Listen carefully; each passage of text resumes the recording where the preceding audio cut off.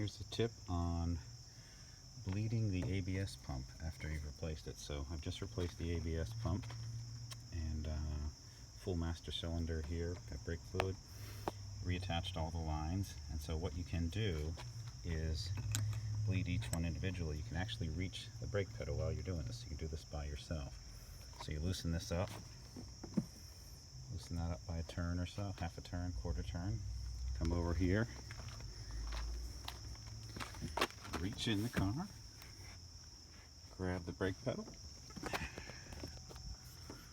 okay, and push on the brake. Get some fluid coming out, push hard, and then close it off. Then let up on the pedal when you're done. Repeat for each line, and it works pretty well. I have a solid pedal already and I haven't even bled the wheels.